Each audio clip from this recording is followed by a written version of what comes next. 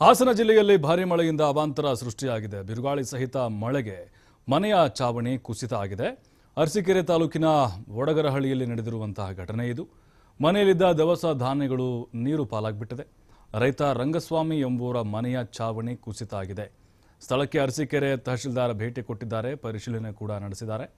ರೈತ ರಂಗಸ್ವಾಮಿ ಅವರಿಗೆ ಸೇರಿದಂತಹ ಒಂದು ಮನೆ ಇದು. ಮನೆಯ ಮೇಲ್ಛಾವಣಿ ಕುಸಿದಿದೆ. ಅದೃಷ್ಟವಶಾತ್ ಯಾವುದೇ ಪ್ರಾಣಾಪಾಯ ಸಂಭವಿಸಿಲ್ಲ.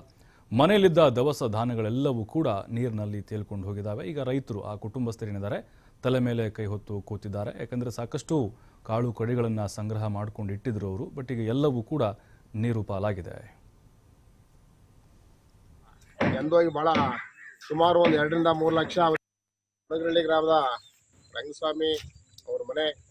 ನಿನ್ನೆ ಏನು ಮಳೆ ಆಯ್ತು, ಇಲ್ಲಿ ಮಳೆ ಮತ್ತು ಗಾಳಿ ಮಳೆಗೆ ಇವರ ಮನೆಯಲ್ಲಿದ್ದಿರ್ತಕ್ಕಂಥ ಏನು ಊರಿಂದ ಹೊರಗಡೆ ಬಂದು ಜಮೀನ್ ಹತ್ರ ಏನು ಮನೆ ಕಟ್ಕೊಂಡು ಕೃಷಿ ವ್ಯವಸಾಯಕ್ಕೋಸ್ಕರ ದನಗಳೆಲ್ಲ ಕಟ್ಕೊಂಡು ಇಲ್ಲಿ ಜೀವನವನ್ನು ಸಾಗಿಸ್ತಾ ಇರ್ತಾರೆ ರೈತರು. ಅವರ ಸುಂಟ್ರು ಗಾಳಿ ಹಾಗೂ ಮಳೆ ಗಾಳಿಯಿಂದ ಮನೆಯ ರೂಫು, ಹಂಚು ಹಾಗೂ ಶೀಟೆಲ್ಲ ಹಾನಿಯಾಗಿ ಮನೆಯಲ್ಲಿ ಇದ್ದಂಥ ದವಸ ಧಾನ್ಯಗಳೆಲ್ಲ ಮಳೆಯಿಂದ ಎಂದೋಗಿ ಬಹಳ ಸುಮಾರು 2 ರಿಂದ 3 ಲಕ್ಷ ಅವರಿಗೆ ಲಾಸ್ ಆಗಿರ್ತದೆ.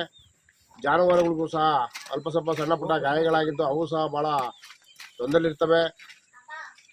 ತಾಲೂಕು ಆಡಳಿತಾಧಿಕಾರಿ ಅಂತ ತಹಶೀಲ್ದಾರ್ ಅವರು ಖುದ್ದು ಇಲ್ಲಿ ಭೇಟಿ ಕೊಟ್ಟು ಅವ್ರಿಗೆ ಆಗಿರ್ತಕ್ಕಂಥ ನಷ್ಟವನ್ನು ಸರ್ಕಾರದ ಗಮನಕ್ಕೆ ತಂದು ಭರಿಸಿಕೊಡಬೇಕಾಗಿ ಇವತ್ತು ತಹಶೀಲ್ದಾರ್ ಮುಖಾಂತರ ಸರ್ಕಾರಕ್ಕೆ ಒತ್ತಾಯವನ್ನು ಮಾಡ್ತೇವೆ. ವಡಗರಹಳ್ಳಿ ಗ್ರಾಮದ ರಂಗಸ್ವಾಮಿ ಅವ್ರ ಮನೆ. ನಿನ್ನೆ ಏನು ಮಳೆ ಆಯ್ತು, ಇಲ್ಲಿ ಮಳೆ ಮತ್ತು ಗಾಳಿ ಮಳೆಗೆ ಇವರ ಮನೆಯಲ್ಲಿದ್ದಿರ್ತಕ್ಕಂಥ ಏನು ಊರಿಂದ ಹೊರಗಡೆ ಬಂದು ಜಮೀನ್ ಹತ್ರ ಏನು ಮನೆ ಕಟ್ಕೊಂಡು ಕೃಷಿ ವ್ಯವಸಾಯಕ್ಕೋಸ್ಕರ ದನಗಳೆಲ್ಲ ಕಟ್ಕೊಂಡು ಇಲ್ಲಿ ಜೀವನ